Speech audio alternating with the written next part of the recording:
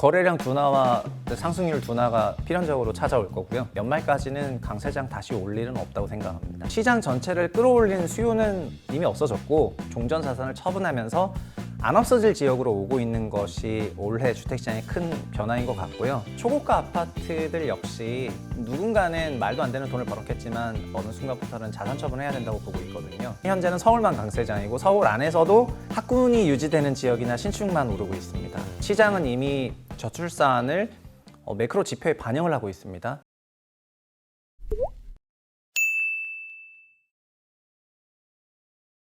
안녕하세요, 머니올라입니다. 올해 들썩들썩했던 집값 요즘 심상치가 않습니다. 대출은 조이고 금리 환경은 나아지는 알쏭달쏭한 상황인데요. 이렇게 예측이 어려운 부동산 시장에서 오늘 최상욱 대표님 모시고 이야기 나눠보겠습니다. 대표님 어서 오세요.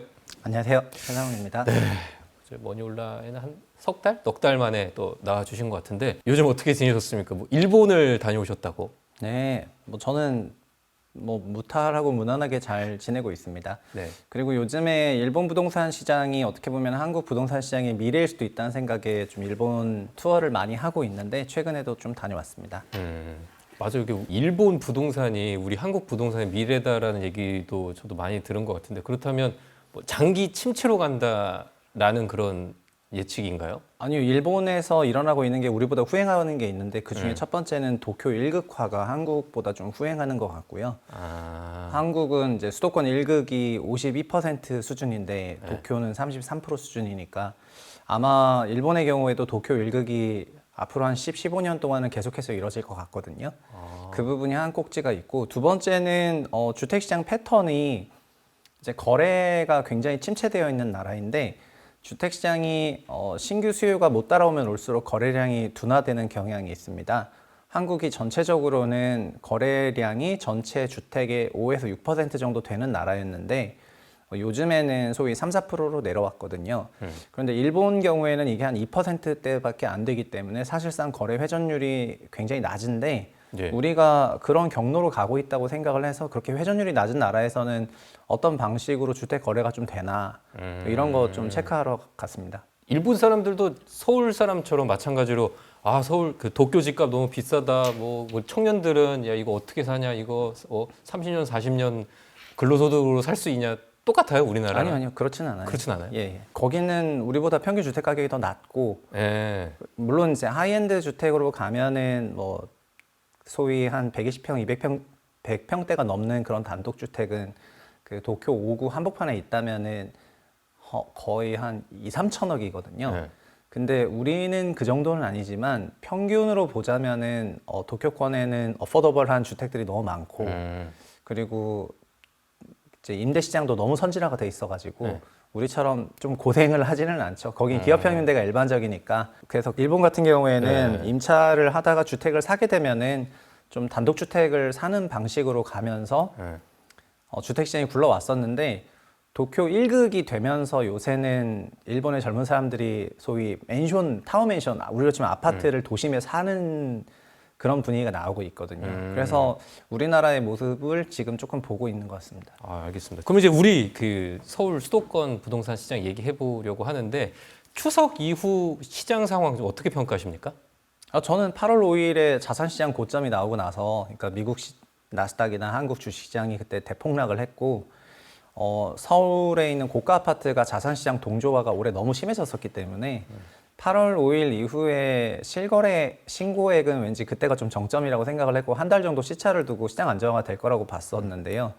8월 말에 가계대출 정책까지 같이 병용해서 사용을 하게 되면서 8월 말부터는 소위 서울에서도 고점이 나왔다고 생각을 합니다. 그래서 그 이후부터는 상승률 둔화 기조에 들어갔고 지금도 상승률 둔화가 계속해서 유지가 되고 있는 그런 상황입니다.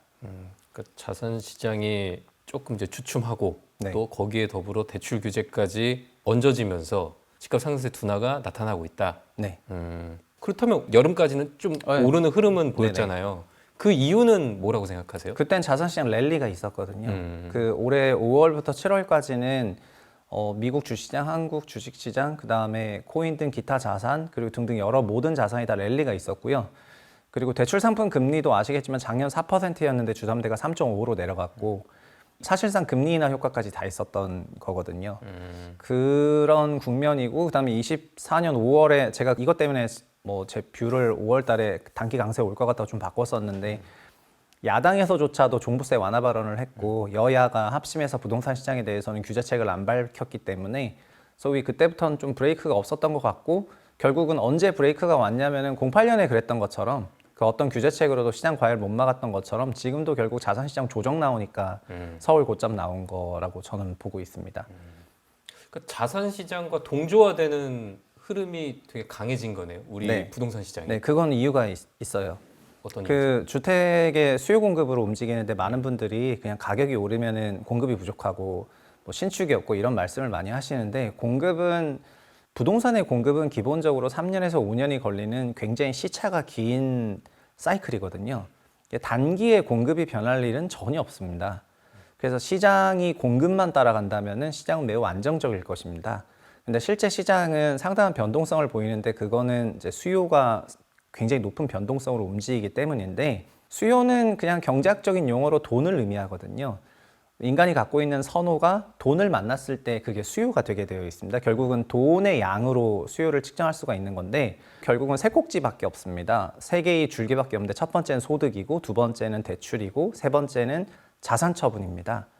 근데 소득의 경우에는 올해 2분기 가계소득까지 보시면 아시겠지만은 21년, 22년까지는 가계소득이 한 자릿수 이제 하이싱글 막 7에서 8% 가계순위 5분위는 가장 소득이 높은 가구인데 이들은 거의 두 자릿수까지도 소득이 증가했는데 올해 같은 경우는 1분기에 마이너스 2%였고 2분기에도 5%였기 때문에 1, 2분기 상반기 합쳐가지고 2%대 소득 증가만 있어서 현재 소득이 아주 증가하고 있는 국면은 아니고요.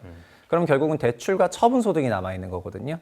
대출은 그런데 금리 인하 효과가 있었기 때문에 대출이 큰 폭의 증가가 있었고 그것이 수요 강세로 나오게 된 거였는데 여기다 추가로 처분 소득이 점점 더 큰 영향을 차지하고 있습니다. 이 주택을 결정하는 데 있어서. 그래서 제가 이거를 자산시장 동조화다 이렇게 말씀을 드리고 있는데 종전주택을 처분하든 주식을 처분하든 해외 주식을 처분하든 아니면 뭐 코인이 됐던 또 대출 측면에서도 과거에는 금융기관 대출이 좀 더 중요했었는데 지금은 가족 간에도 대출을 하는 이제 그런 현상들이 많이 나오다 보니까 종전의 프레임으로 바라보지 않는 새로운 그 소득원이라든가 소득의 방향성이 나오게 된 거고요. 그래서 지금은 순수한 우리 소득보다 처분 소득이 훨씬 더 큰 시장이 된 거고, 그러니까 자산시장 동조화가 된 거죠. 자산 처분 소득이거든요, 이거는.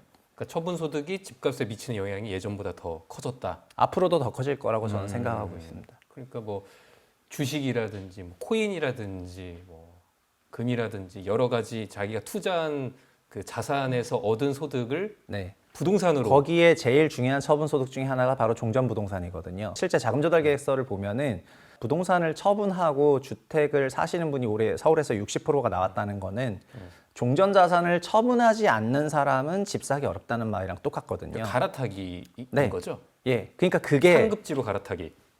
네, 중요한 거는 이제 그 갈아타기가 퍼센티지가 너무 늘어났다는 겁니다. 그러니까 과거에는 서울에서 집을 산다고 하면은 순수 무주택 1주택 되는 수요가 더 많았었는데 지금은 종전주택을 처분하지 않으면은 못 갈아탄다는 말이랑 똑같거든요. 그렇죠.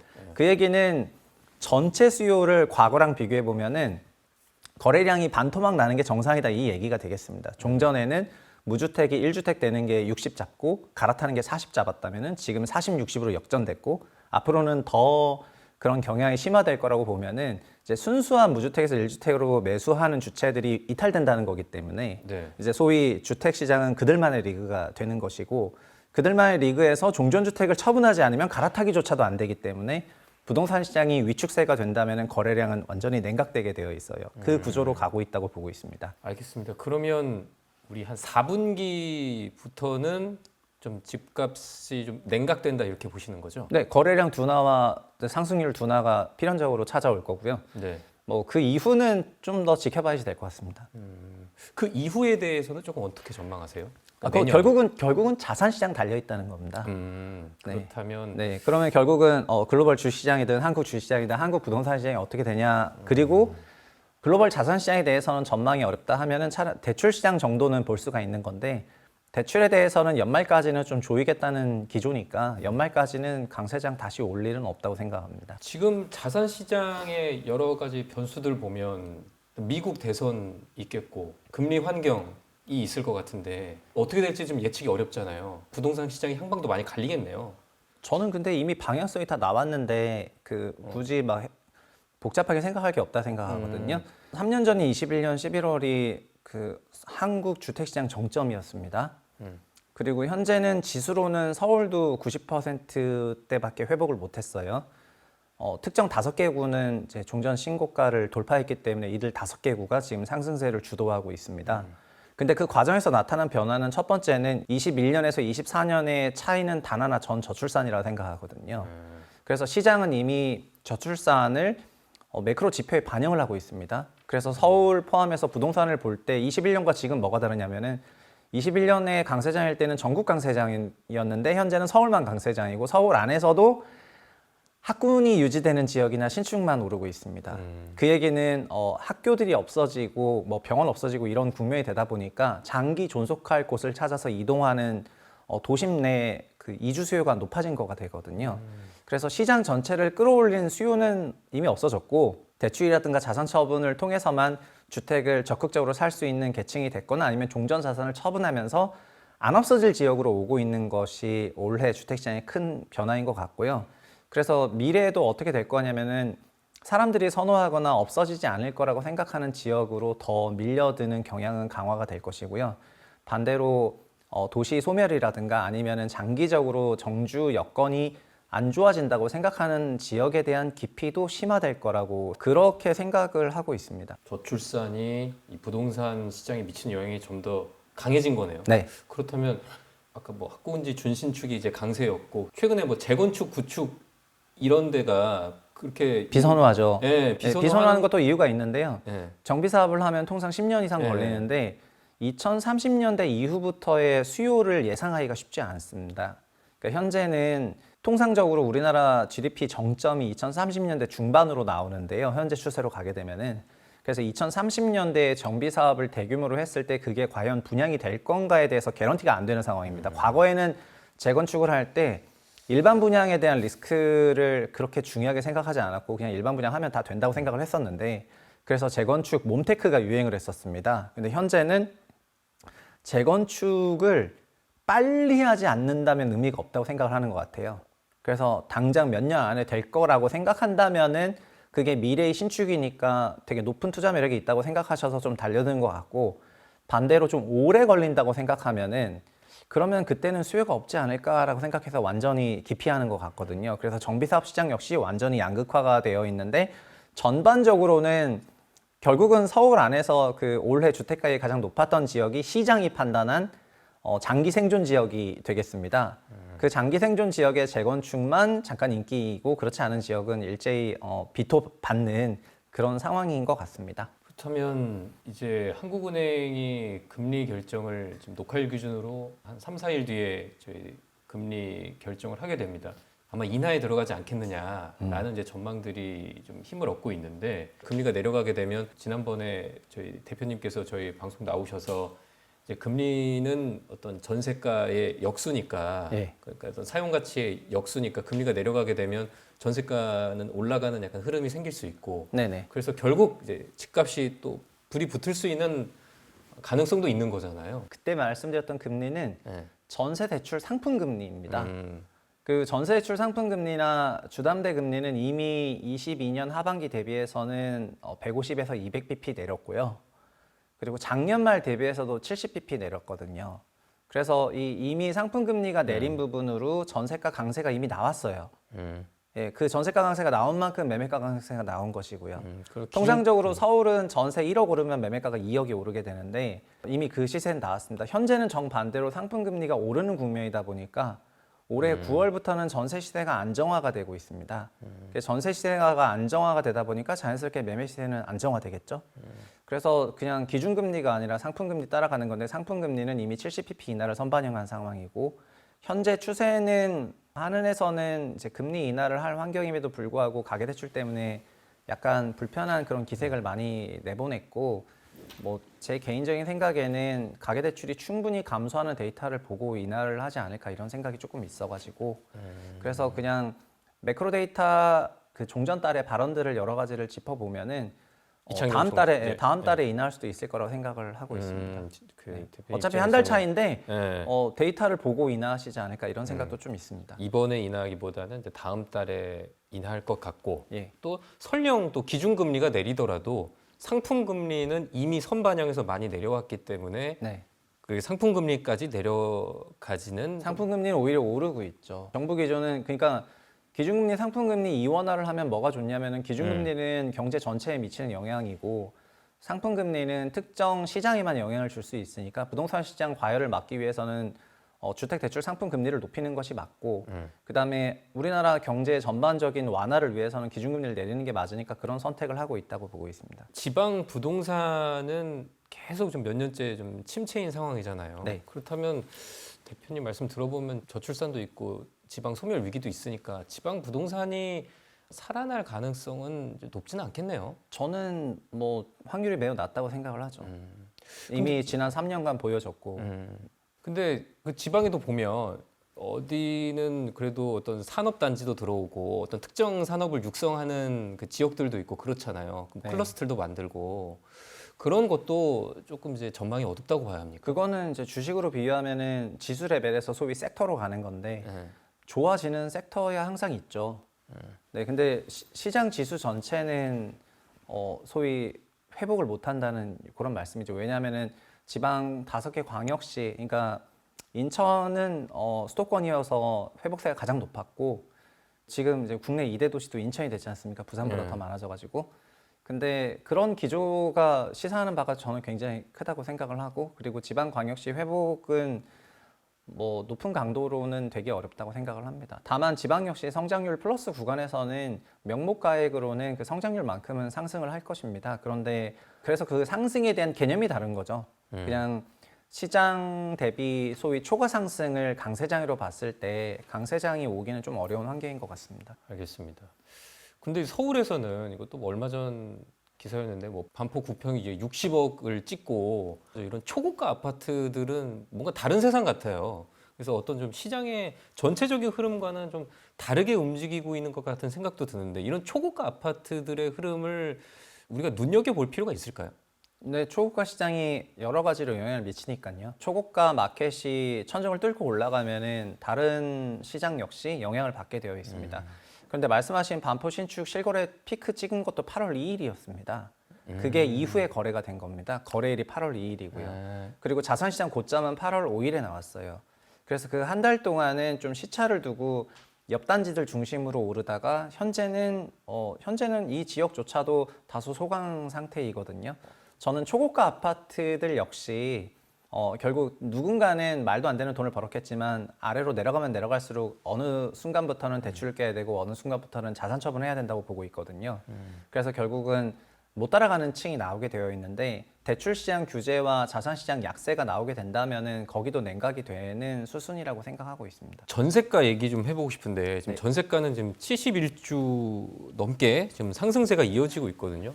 근데 아까 대표님 말씀 들어보면 이제 상품 금리는 좀 올라가는 흐름이었잖아요. 네. 그러면 전세가가 좀 잡힐 만도 전세 한데 상승률도 둔화가 됐죠. 그래서 전세 역시 7, 8월 피크였습니다. 지금 전세 실거래가는 아마 실거래 지수가 나오면 알겠지만 전세 지수는 2달 늦게 나오니까요. 근데 현재 신고되는 거 보면은 전세 시세도 안정화가 됐습니다. 전세는 올해 5월부터 7월까지 많이 올랐어요. 그리고 8월 이후부터는 상품금리 높였기 때문에 여기서부터는 더 못 올라가는 추세고요. 그래서 전세가 멈췄어요. 그러니까 전세가 매매의 선행 지표거든요. 그러니까 전세 가격이 멈췄으니까 매매는 못 따라가는 거로 저는 보고 있습니다. 그러면 전세 상승세는 둔화됐고 오히려 지금 좀 안정세를 찾아가고 있으니까 네. 연말에 둔촌 주공 입주라든지 뭐 전세 공급이 많이 되는 그런 이벤트까지 더해지면 더더욱 좀 안정화될 수 있겠네요. 좀 기대해 볼 수 있겠네요. 네, 맞습니다. 저는 전세도 결국 대출이 있었기 때문에 전세 수요만 놓고 보면 전세 역시 자기 소득과 대출로 구성하는 건데 그냥 우리나라는 전세 대출에 대해서 너무나 완화적이었었던 부분이 있어가지고 전세가 강세를 구조적으로 밀어올린 게 있었고 두 번째는 재작년부터는 전세 사기 사건으로 인해 가지고 빌라에서부터 탈출하는 그 빌라 포비아 사람들이 전세 대출을 받았을 때 소위 서울에 있는 구축 소형 아파트 들어가는 게 가능하거든요. 이제 이런 빌라 사이가 났던 전세가는 보시면은 1억대에서부터 한 2억 5천까지 되어 있는데 2억 5천대 전세인 경우에는 서울에서 이제 소위 20평대 초반 가격 기준으로 5억 원대 아파트고 전세가 그 시세가 나오니까 이게 소위 강북구, 성북 강북 지역이나 이런 지역에 거주가 가능합니다. 그래서 빌라 포비아가 그쪽 전세를 밀어 올렸고 이런 소형 전세 가격이 소형 매매가를 밀어 올리고 밀려 올린 소형 매매가를 처분하면서 갈아탄 게 올해 장세 흐름이었거든요. 그래서 빌라 안정화가 굉장히 중요했었는데 어쨌든 88 대책 나왔고 88 대책 나오고 나서 LH가 매입하겠다고 했던 그 빌라 매입 건수가 7월 달까지는 7만 건이었는데 지금 13만 건을 넘고 있습니다. 그래서 빌라를 건설해서 팔겠다고 하는 빌라 건설 사업자들의 양이 좀 늘어났기 때문에 그리고 이번에 9월 26일에 단기 주택임대 사업자도 부활시켰잖아요. 그래서 아마 내년 정도부터는 빌라 시장이 공공임대를 통해 가지고 좀 안정화가 되지 않을까 이런 생각이고 여기에 만약에 금리 상품 금리에 대한 그런 정책이 공조가 되면은 임대차 시장이 조금 안정세로 갈 것 같고요. 만약에 공조가 안 되거나 뭐 민간은행 자율에 또 맡기게 되면은 또 전세 가격이 밀어 올려질 가능성도 있죠. 그래서 어쨌든 전세 시장은 정책 대출의 그러니까 정책 대출 금리와 상품 금리와 그다음에 수급 요건을 다 보면서 복합적으로 봐야 되는데 현재 정부 기조는 좀 대출에 대해서는 다소 긴축적인 것 같습니다. 그래서 전세가는 단기적으로는 크게 앙등할 위험성은 현재는 낮아 보입니다. 빌라 임차 시장이 안정화되면 소형 아파트 전세가 네. 안정화되는 것이고 그럼 소형 아파트 매매가 안정화되는 거고요. 그러면 소형 아파트 매매가 안정이 되면은 처분 시장이 줄어드는 것입니다. 그럼 처분 시장이 줄어들면은 중고가 아파트까지는 매매 시장 안정화를 기대해 볼 수 있는 부분이고 비싼 주택으로 가면 갈수록 대출과 처분 소득이 중요해지거든요. 그래서 일반 아파트는 이런 빌라 임대차 시장과 전세 시장이 굉장히 중요하고 중고가 아파트는 대출 정책과 그리고 자산 시장이 굉장히 중요하다. 그렇게 이원화돼서 시장을 바라보고 있습니다. 진짜 그 시장에서 그렇게 흘러갈지는 한번 봐야겠네요. 그 대출 얘기 해보고 싶은데 네. 지금 계속 정부에서는 대출 옥죄고 있잖아요. 이렇게 대출 옥죄는 기조는 연말까지는 갈 것 같다라고 네. 말씀은 해주셨는데 실제로 대표님께서 금감원장이 주재하는 뭐 가계 대출 회의도 가시고 그러지 않습니까? 네. 그 정부 내에서 좀 분위기가 어떤지가 좀 궁금하거든요. 월간으로 한 5조 원, 6조 원대 대출 시장에서 8월에 10조 원으로 튀어버렸으니까. 월간 5조, 6조 네. 늘다가 10조로 늘었죠. 네네. 그래서 그게 소위 다시 5, 6조 이하로 내려올 때까지는 규제를 세게 갈 기조이죠. 그런데 지금 9월도 내려오긴 하지만은 아직 발표가 안 됐는데 한 8조 원은 나올 것 같거든요.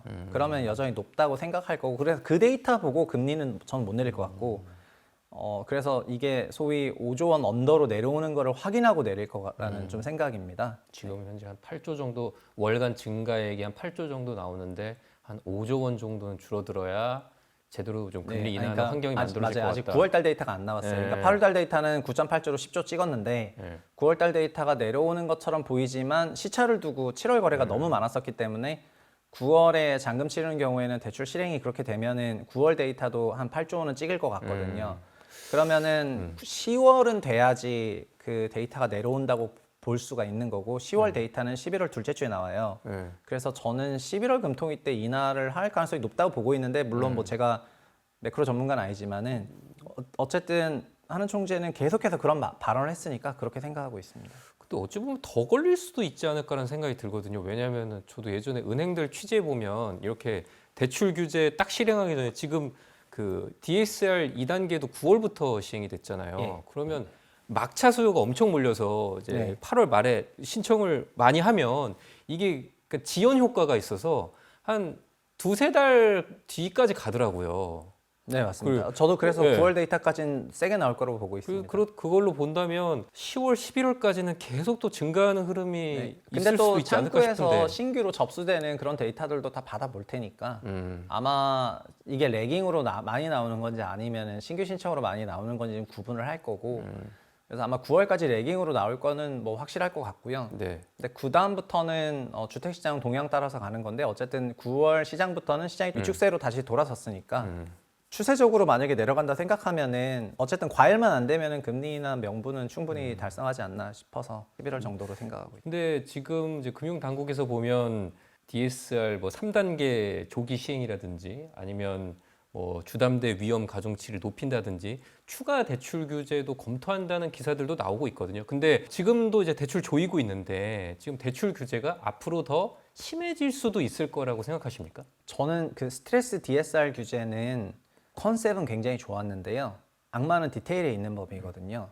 그래서 고정형이나 주기형을 썼을 때 완화폭이 너무 커서 스트레스 DSR 가지고 발표를 하는 거는 저는 이것도 그냥 국민에 대한 기만 같고요. 스트레스 DSR을 원한대로 시행을 해야 되는데 그냥 주기형 대출을 하면 30%만 시행을 하니까 그 스트레스 DSR 규제 자체가 없는 거나 마찬가지입니다. 그리고 오히려 DSR 규제의 대상을 더 넓히는 것이 더 적극적인 대출 규제라고 생각을 하거든요. 중도금 대출이나 전세 대출이나 이런 부분에 DSR을 적용을 하고 뭐 이런 것이 훨씬 더 큰 대출 규제라고 생각을 합니다. 스트레스 DSR로 자꾸 막 상체가 엄청나 보이지만 사실 하체 부실인 것 같은 그런 대출인 것 같고요. 그리고 대출 규제를 더 세게 할 거냐는 질문에 대해 가지고는 대출 성장률이 둔화가 되면은 규제를 더 세게 하지는 않을 겁니다.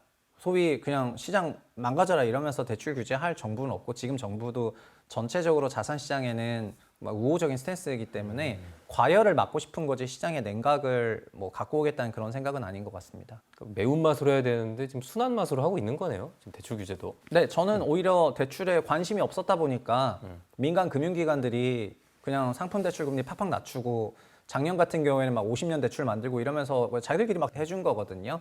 그러니까 그런 부분을 관리 감독 못했다고 생각합니다. 근데 그 과정에서 뭐 금융당국 수장들 간에 엇박자 논란도 있었고 뭐 실수요자들이 조금 혼란을 느낀다라는 그 지적들도 있었잖아요. 그거는 이제 정책을 갑자기 수정해야 되다 보니까 이제 그런 게 나온 거죠. 그러니까 평소에 관리 감독을 타이트하게 했으면 그런 일이 없었을 거예요. 그런데 약 2년 동안 민간 은행들이 상품금리 150에서 200bp 낮추고 50년 만기 주담대 만들 때 별로 관리 안 했다가 월간 10조 원으로 튀니까 그때 갑자기 관리를 한 거지 않습니까? 그러니까 민간 수요자들이 봤을 때는 당황스러운 거죠. 그래서 평소부터 그냥 시중은행들의 전반적인 대출 스탠스에 대해서 관리 감독하는 게 필요한 것 같습니다.